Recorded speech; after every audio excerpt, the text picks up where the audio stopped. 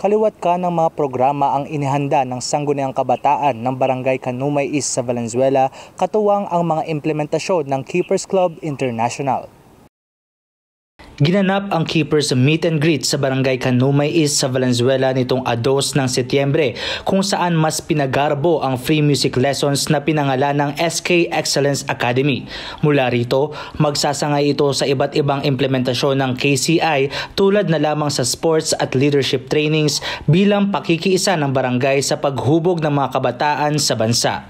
Umabot sa humigit 30 partisipante ang dumalo sa unang araw ng implementasyon at inaasahang madadagdagan pa ito sa susunod pang mga linggo. Ayon kay SK Chairwoman Myra Katibog at SK Kagawad Ruby Adtoon, higit pa sa libreng music lesson ang naaambag ng Keepers Club sa mga bata, bagkus ito ay nakatutulong pang hubugin ang pagkatao ng mga kabataan sa mabuting paraan na magdadala sa kanila sa tamang landas. Naniniwala po ako na itong mga klaseng programa ay dapat lamang po na i-implement para una, hindi lang kasi music ang pinag-aaralan dito. Nakakatuwa kasi tinuturuan din sila ng values formation and of course ng patriotism sa ating bansa. So nakakatuwang isipin na yung mga kabataan na umaattend dito sa ating programa is hindi lang puro talents, but of course, nabibuild din yung kanilang good moral and character. And this is more than just a music lesson, but an eye-opener po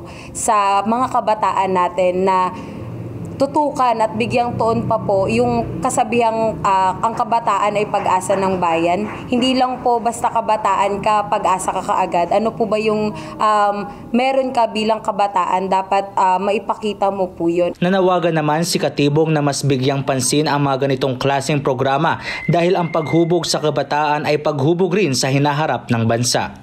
Sana mas tangkilikin natin yung mga ganitong proyekto dahil hindi sa lahat ng barangay ay nabibigyan ng pagkakataon. We are actually privileged and very happy na we are one na tinutulungan ni Pastor Apollo Kibuloy para ma-implement po itong mga ganitong klaseng programa. Samantala, iba't ibang programa para sa mga kabataan ng barangay ang inihanda pa ng Sangguniang Kabataan, tulad na lamang ng pinasimulan na computer laboratory kung saan maaaring makagamit ng computers ang mga mag-aaral ng libre. Mahigit 20 computers ang maaaring gamitin ng mga estudyante.